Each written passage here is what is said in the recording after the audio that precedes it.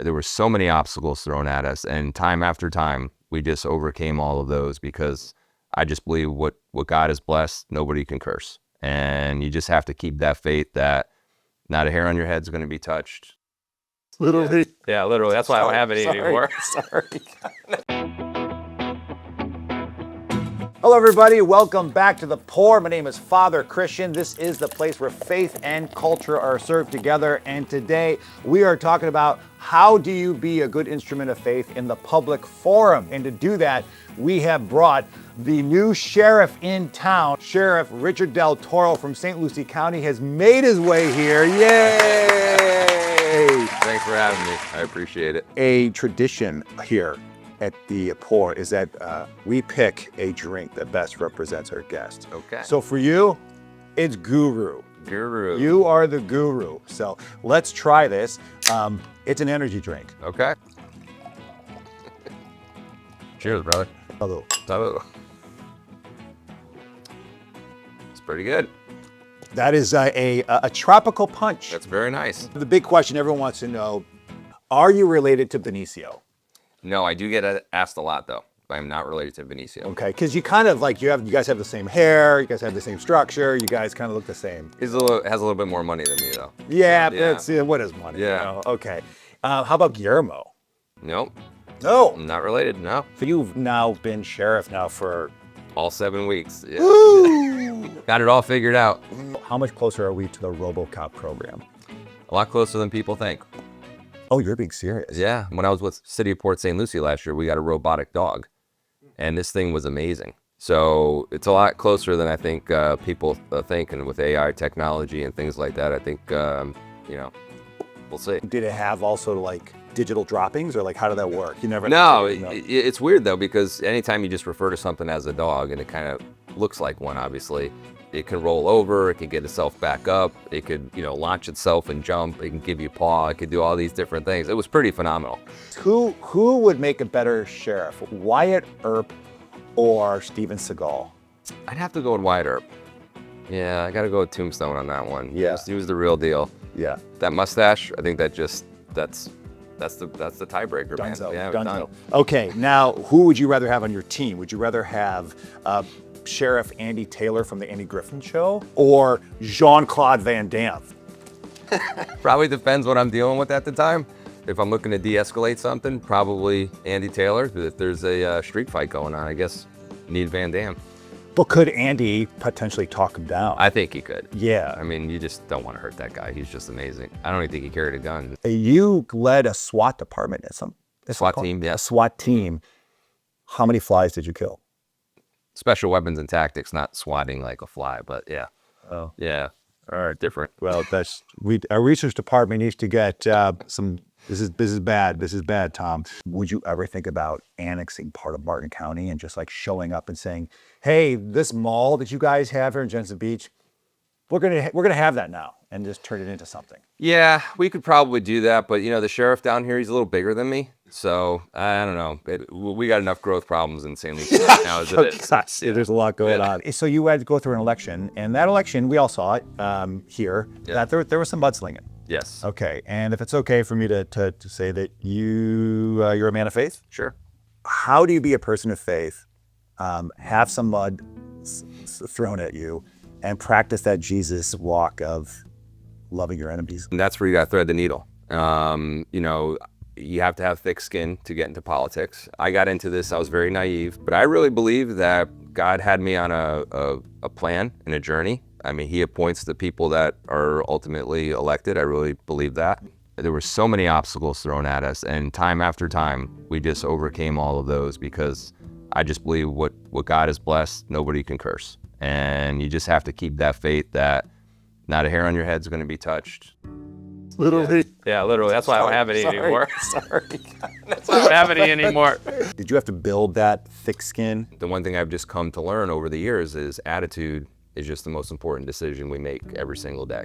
I could see why good people do not want to get into politics. Sure. And because it is a very nasty game.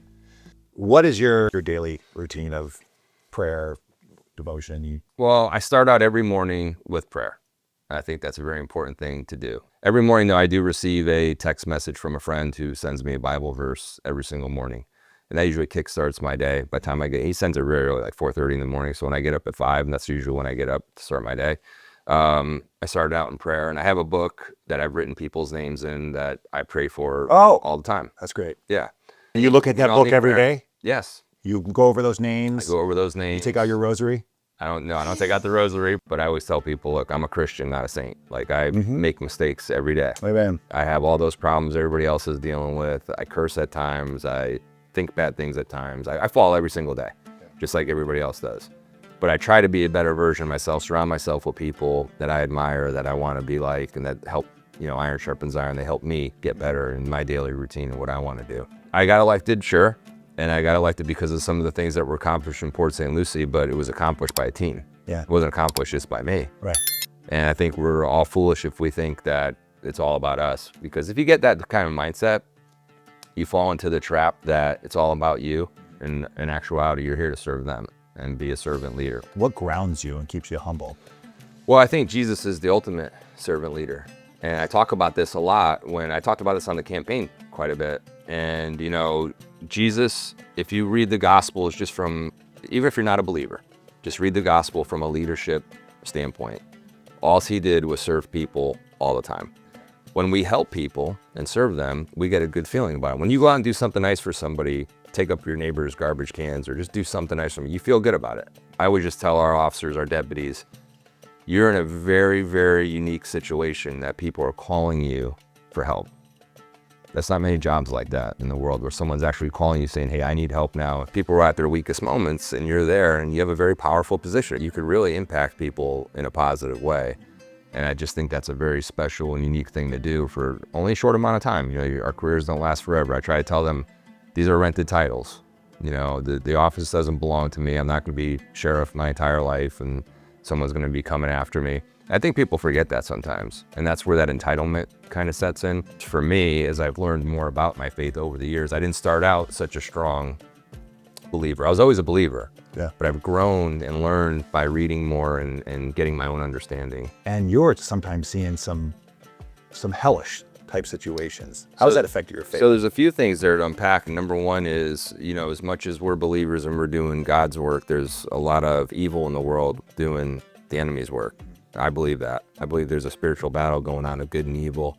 If people knew all the things that I'm been exposed to, they probably wouldn't come out of their houses once in a while. Right. Yeah, it's scary. Back when I started 26 years ago, there wasn't counseling, there wasn't all these different things. Imagine this line right here is like normal, like we're sitting here right now, just two guys hanging out.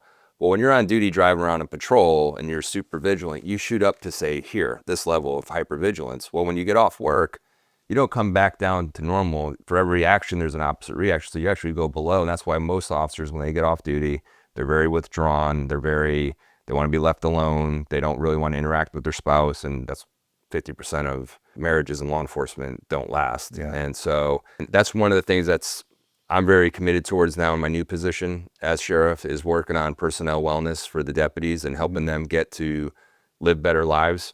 So at the end of 25, 30 years, they can go on to live a healthy life. I'm already screwed up. Like I've been to counseling, and it's helped tremendously, but I have way too many scars that have really shaped me and jaded me a little bit in certain ways. I have a great spouse. I have a great family, great faith. So those things help me get through what I have to go through, but I don't want to see other people have to go through those things now that we have the tools to do that. Yeah, so there's Henry Nouwen is a great Catholic theologian, and he talks about we're all wounded healers. Yes. And so you're speaking to that. Yeah. You've been through it, and now how do I help with the next gen? Has there ever been a challenge of faith in that? I never questioned God like that because I don't believe God does anything to harm us. I think we're living in a fallen world based on the choices we made. I believe God knows everything that's going to happen in our lives, but we still have the choice here to do.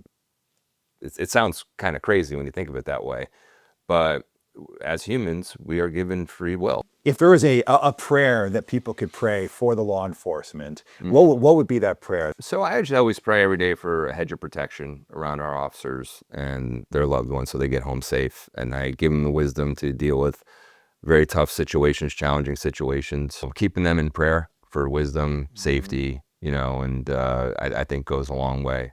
Why do we pay our law enforcement more? We do. In certain places we Okay. do. I think it's come a long way Okay. since when I started. Everyone's fighting over the tax dollars and where do you put it towards? I tend to, and I'm a little biased, I'll admit that safety is an important thing. I think wherever you move, the first thing you ask all the time is it a safe place?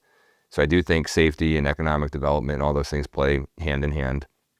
Places need to make capital investments in their law enforcement to make sure that their citizens are protected. Yeah. And when you do that, I think you do have a right to demand a good product for that. Yeah. I tell people all the time, I don't mind paying top dollar at a steakhouse, but it better be a good steak. Yeah, that's right. So here's a big question that I think that a lot of people are wondering right now is when is the last time that you ate a carb? Carb? Yeah. Every day. I'm a carb king. Oh, so, yeah. Okay. So then how do you keep the carbs off? Go to the gym every day, and yes. What do you call it? You do it a gentleman's workout? Gentleman's workout, yes. High reps, low weight. I'm not into heavy lifting anymore. The body can't take that. Plus that messes up my golf game. So I'm just into the high reps, but I do a lot of cardio. Yeah. I run my mouth a lot, so that helps. Okay, we do play one little game here real quickly. We're gonna pick a book from behind here, all right? And I'll actually pick a variety of books, and you're gonna just give me a yay or nay of if you would read it, okay? So tell me when to stop. Stop. Okay. All right, what do You get School for the Blind. School for the Blind. Okay, on a scale of 1 to 10, your likelihood of reading it. Probably 0. No eyeline, no sight on that. Okay, one more time. Let's go. Stop. Okay. All right, we got You get These Precious Days. I'd probably say less than 0. -4. Can we get something? Where's this gonna go? Sport, Right here. How about this one? The Rule of Law. The Rule of Law. There you go. Yeah, I'd say. You might flip through it? Yeah, I might flip through it. Okay. Okay, great. All right, we ask this of every single person who comes on this show. Where do you think the church will be in 25 years? Hopefully in a much stronger and bigger position. Why will it be? With everything negative going on in the world, people are going to start looking for things to be inspired by. And I think we are called to make more disciples in the church. And I think that's incumbent upon everybody to share their faith, tell them the good news about Jesus Christ and they're saved. But, I don't believe in pushing my things on. When people say, man, you seem like you're always in a good mood or this and that, and I just tell them, I start my day in prayer and it's a routine I have. And then next thing you know, they're asking you about it, and it's kind of like getting a fish on the line. Model. Yes, modeling the way. Very, very important. Sheriff Del Toro, it has been great to have you. And thank you. To Benicio for making this happen, for you coming out here. Time you said hello. And God bless all the great work you're doing. Thank you. Sharing your faith on here. All right, everyone, please do subscribe, like, and share this video for more wonderful guests like Sheriff Del Toro. God bless you, my friend. Thank you. For coming out here in the poor. Appreciate it. And thank you so much. Keep on doing what you do, man. Appreciate you.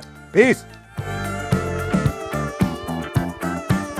Knowing that he'll protect every hair on your head. Minus the hairs. Minus the hair, but it's all good. It's a metaphor. It's a metaphor. I got hair on my neck, so. That's right, the hair on your neck.